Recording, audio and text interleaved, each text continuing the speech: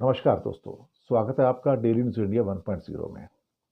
Supreme court में एक case आता है और उस केस के अंदर कहा जाता है कि एक व्यक्ति को दूसरा व्यक्ति कहता है कि तुम मियाँ तिया पाकिस्तानी हो, या कुछ और वर्ड कहा जाता है।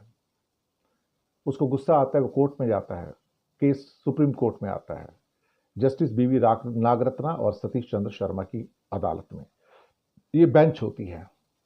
बेंच जिस आदमी ने इस मुसलमान का अपमान किया, जो भारत का नागरिक है, कि मियाँ तिया पाकिस्तानी कहना कोई क्राइम नहीं है। सही बात है साहब, सुप्रीम कोर्ट ने लाइसेंस दे दिया है। मियाँ तिया पाकिस्तानी कहना कोई क्राइम नहीं है, अपराध नहीं है।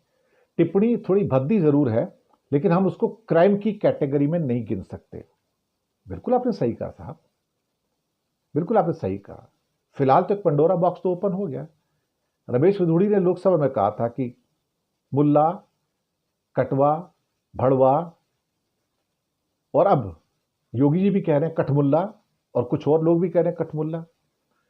तो भाई अब जो भी मुसलमान आपको मिले उसे आप मियाँ तिया पाकिस्तानी, कटवा, मुल्ला, कठमुल्ला, भड़वा जो कहना कह लो साहब।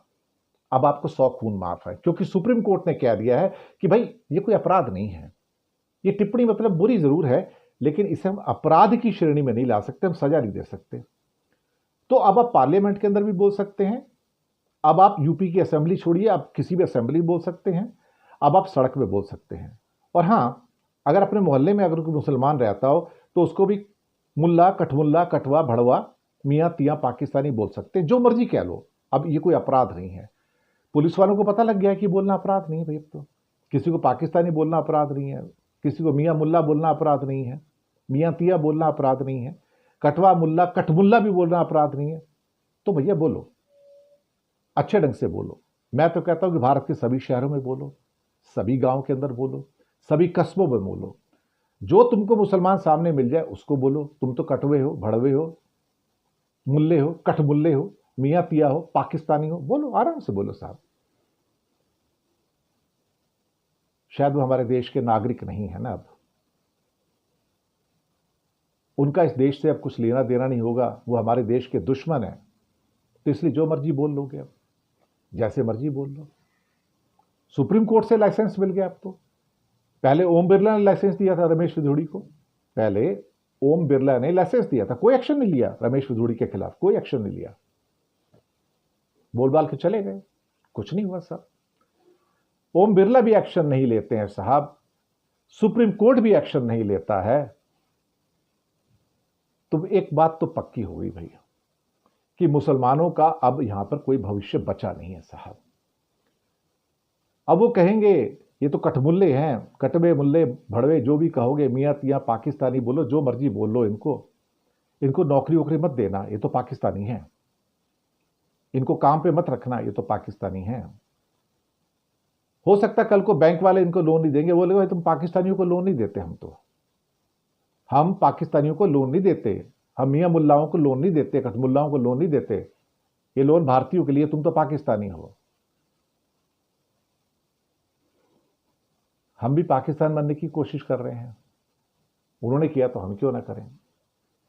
वहां पे हिंदू सिख ईसाई खत्म हो रहे हैं तो हम क्यों पीछे रहे। हम तो वेद पुराण की बात करते हैं ना, ऊंची परंपराओं की, संस्कृति की बात करते हैं। लेकिन उस ऊंची संस्कृति में किसी को जलील करना वैलिड है। वेदों पुराणों में लिखा होगा कि किसी को जलील कर सकते हो ना।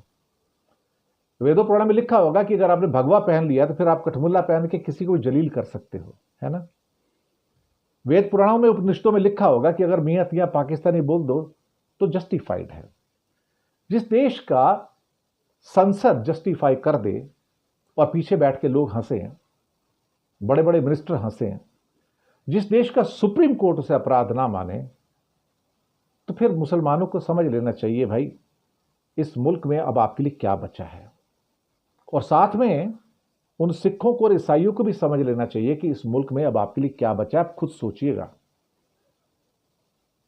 मुझे क्या कहना है, 2 फैसले आए हैं। एक ओम बिड़ला का फैसला है संसद में कि जो मर्जी बोलो, उसके बाद कठमुल्ला क्या है कि योगी जी अपनी असेंबली के अंदर बोल देते हैं तो उनका स्पीकर भी हंसता है, वो भी कुछ नहीं बोलता है, वो वहां भी अपराध नहीं है। उसके बाद सुप्रीम कोर्ट भी कहता है अपराध नहीं है। अब और कौन सा लाइसेंस चाहिए आपको? असेंबली के स्पीकर का लाइसेंस आपको मिल गया,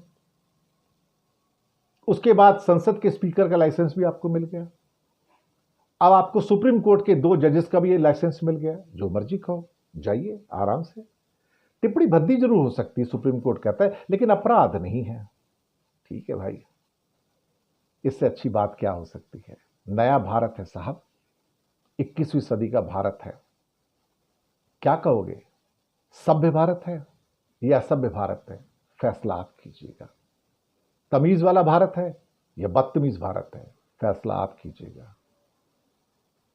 इससे ज्यादा मैं कुछ नहीं कहूंगा, लेकिन एक मैसेज तो मिल गया कम से कम मुसलमानों को भी, उसके साथ सिख और ईसाइयों को।